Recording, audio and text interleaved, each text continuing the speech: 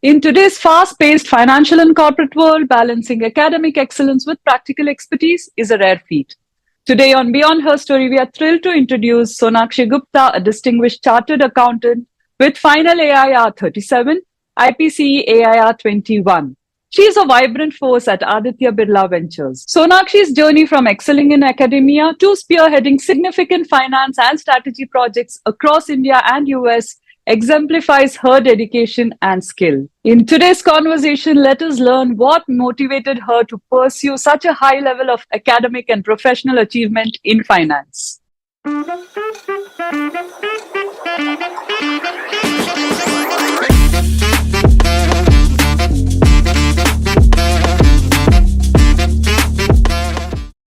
So, Sonakshi, welcome to Beyond Her Story on Wonder Woman Wednesday. It's such a pleasure to have you. Thank you. Thank you so much, Sneha. It's my pleasure to be here with you. I think I'm really excited to have these conversations because, I have a lot of questions on my mind. So, shall we start? Yes, yes, sure. Yeah. So, final AIR 37, IPC AIR 21. And my first question to you is how did you get motivated to pursue, firstly, such a high level of academic achievement? And secondly, professional achievement in finance? Right. So I think it was all the series of events which kept building up, which led me to where I am today. So academics, I think, I owe a lot of this to my family and, my brother kind of really placed a lot of importance on education in general. So, and coming from a family of chartered accountants, this seemed like quite a, fascinating course to me. So that's when I decided to pursue this. And then when I entered this course, I want to give it my best. And then I got Yeah. to know about the entire ranking system and what kind of score it takes to actually get there. So I kept my targets, accordingly. And maybe thankfully the law of attraction worked, and I kind of was motivated enough to achieve the best I could out of the course. So and academically, I think I was quite inclined towards studies, towards the later part of my schooling anyway. So maybe that Okay. just built on and gave me that confidence that maybe it's possible. Mm-hmm. And professionally, I think again very thankful to the series of events which have happened, like just post CM, getting into the finance leadership program of Aita Billa Group, which is specifically for rankers. Then the kind of exposure I got there in terms of streams across various finance profiles, from M&A strategy to even a conventional CA role, and even across geographical exposure in India and US. And then post that, joining Ultratech in the CFO's office, and then being a part of the VC fund right from when it was started, so building it from scratch. And it's been a very interesting journey and very, very enriching journey so far. So yeah, I think just thankful to all the well-wishers who made this possible so far. And I mean, I try to make the best of every possible opportunity that came my way. So I think it just worked out. Yeah, that's true. But it's not easy, as we know, to go through Yeah. CA course, the exams, and the pressure and all that. So, was there anything specific that kept you going? I think maybe just the end outcome. Like, oh, if I complete CA, if I get the rank, what all opportunities can open up in front of me. So maybe also looking at, where peers who've been there, done that, have actually ended up at really wonderful places. I think that kept me motivated that, okay, maybe just 1 year, 3 years of, slogging, and maybe then after this is all going to be worth it. So seeing that end result always, pictured in front of me, I think that kept me going. Did you have a vision board or something? Not really, I mean, in person, but maybe a mental vision board, I would say. So yeah, Okay. that just kept me. It's also a lot of a mind game, right? Cracking these Yeah, exams. So I true. think, yeah. So that just kept me strong. Okay, that's really good to know because it takes a lot of motivation, hard work to reach Absolutely. at the place where you are currently. Yes. Yeah. Correct. Totally So agree. I'm interested to know a bit more about being a VC and you being a VC. I mean, we have just heard these terms. I'm basically from the software background, being Okay. an embedded engineer, software engineer for so many years. So I'm a bit curious about how does a day at work look like for you, and what exactly are VCs about? Sure. So very interesting question because every day at work looks quite different, I would say. But broadly, it's a very, very unstructured profile. you don't know, today you're evaluating one company, one industry. Tomorrow you're just, like let's say today if you're evaluating an ice cream brand, tomorrow you might be in the middle of just a high tech, deep tech startup, who's like very high on technology, doing something extremely revolutionary. But that's how it is. So typical day would be like talking to a lot of founders who are building something great, disrupting the industry, then understanding that industry. So once you had like a 40-minute or 30-minute or 1 hour conversation with the founder, then kind of digging deep into the industry they operate in, seeing at what stage of their journey are they, how scaled up are they. So, kind of analyzing that entire space and company in detail. So that is one part on the company evaluation. Then simultaneously, as we get time, we also, build thesis on different sectors. Like, for example, sustainability is an upcoming sector. So what are the various emerging themes under that one can look at from an investment standpoint and from a building standpoint in terms of actually, building a startup there. So leading a lot of reports, talking to a lot of experts in that sector. Then the third part of it is also talking to a lot of people in the ecosystem. So let's say your fellow folks in different VC funds, your Mhm. investment bankers, a lot of people, just founders in general, So understanding, okay, what are the emerging themes they are looking at? Are there interesting opportunities they can look in? But we can also come in. So, these are broadly the kind of interactions which go on a day-to-day Okay. basis. And then some days could be like extremely hectic if you see like a deal is going to an IC, where we almost IC's investment committee, where we take an approval to close an investment. So where we are just in that phase of closing an investment, which means actually if we liked it and we decide to put money into it. So then that could be like a really detailed evaluation in terms of the whole industry, the competition, the company, financial modeling. So that's an entire different set of skills that we apply. But yeah, Yeah. broadly, these are the things which go on day to day and our work. Oh, sounds exciting. Yes, it definitely is. So, what I understand is this is basically what VCs do. Is that right? Correct. Yes, that's Okay. right. Yeah. Nice to know. So, Yes. how has your role at Aditya Birla Ventures influenced your perspective on investments and financial landscape? Oh, yeah. I think the answer can go on and on, but I will try to keep it crisp Yeah, because sure. a lot of the, insights which I've gained into finance and its various facets have actually come from all the roles I've taken up at this group. So maybe because I started with a stint in M&A, mergers and acquisitions. So there I understood end to end how does the entire process of actually dealing with bankers, the first step in the process work, like you sign an NDA to actually get data, then you evaluate it. How do you analyze that data to form an opinion? So that's what gave me an understanding into the world of M&A.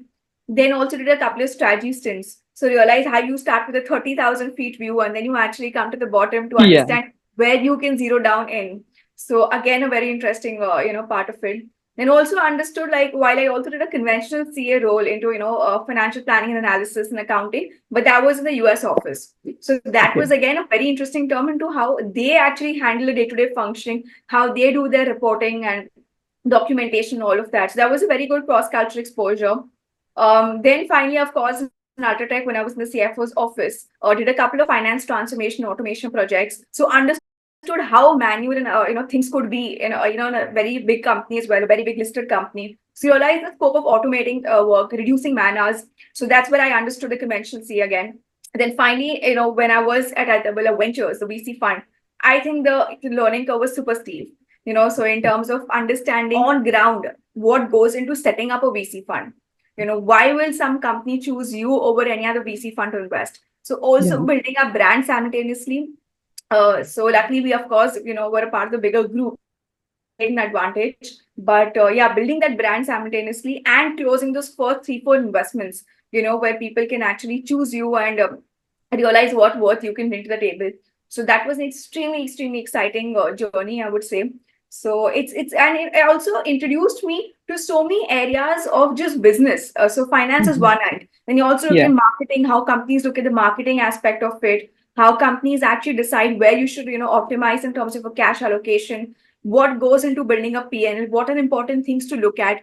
So I think this role really shaped an entire overall business understanding and particularly in terms of how you can optimize your investments and cash flow. So yeah, Okay. which I actually kind of started also applying my day-to-day life. So yeah, it's been a very interesting journey.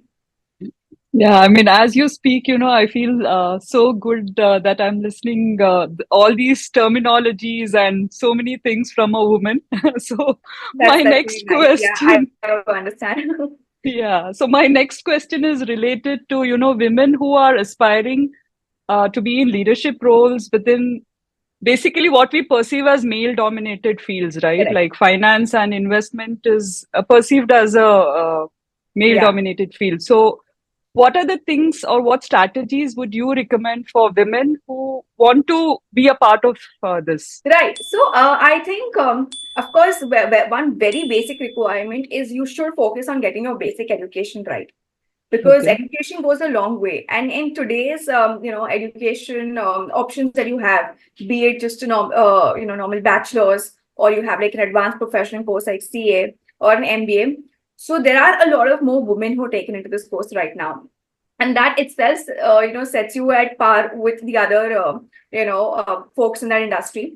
And then once you've actually gotten your basic education right, then I don't think there's any stopping, because then it's just your talent and skills which plays a role. And then, of course, women are equally capable to develop that skills, develop that Yes. acumen, and build that network. So then, Yeah. after a given point of time, it's just about how you perform on the job, and there you're just at par with the others in the industry.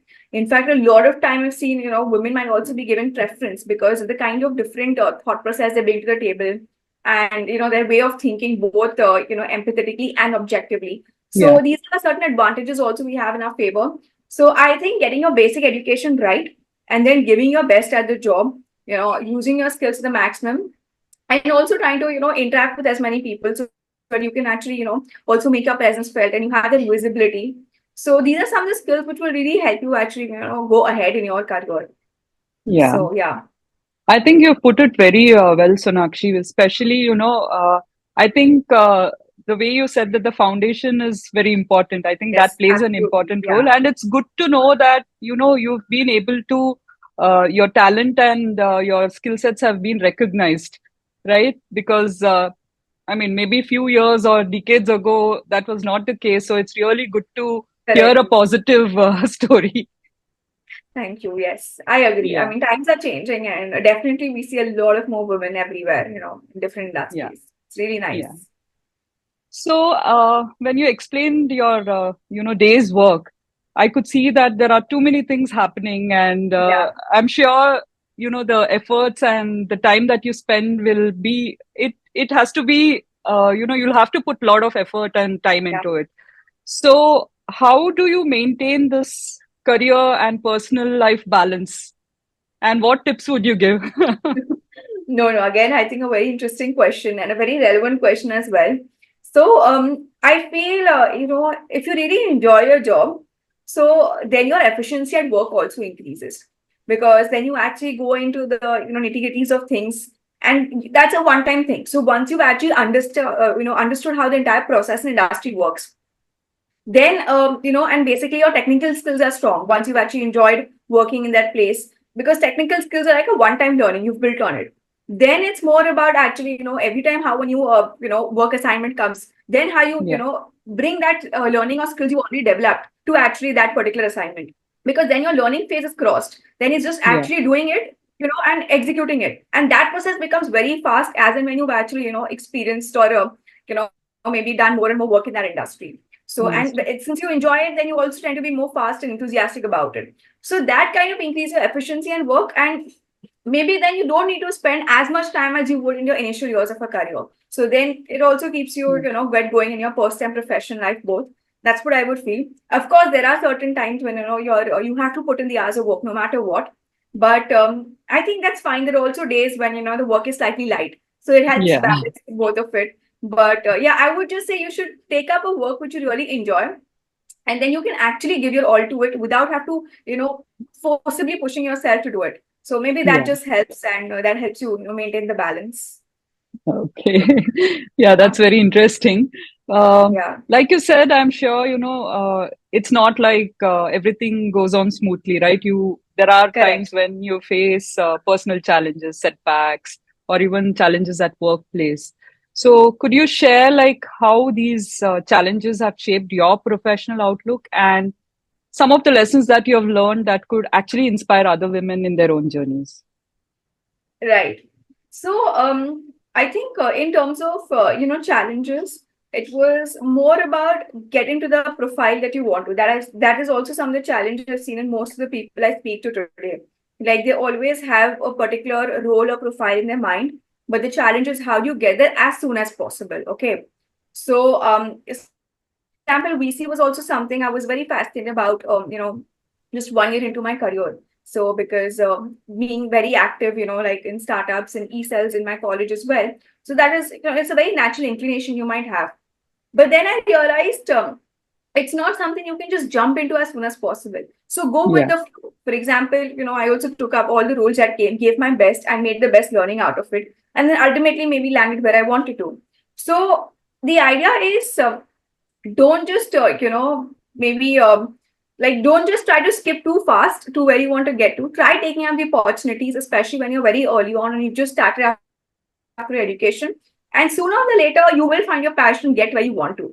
Because I see a Yeah. lot of youngsters today, like even, a lot of CAs that I speak to, right after clearing CA, they just want to get into VCPA, IB, in consulting, or some of the popular domains. But I mean, I'm sure they will get there very soon. But don't just, limit your mindset or your opportunities very soon. So try to explore different areas which come. And then ultimately, you might find your liking somewhere else, or you might still want to pursue what you thought, but give it your time and go with the flow.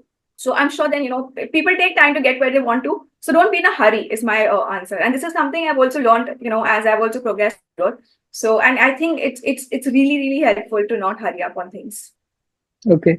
I Yeah. think there are a lot of learnings from this conversation, Sonakshi. Especially, I think I can see that you're very passionate about what you do, and that comes across when you speak.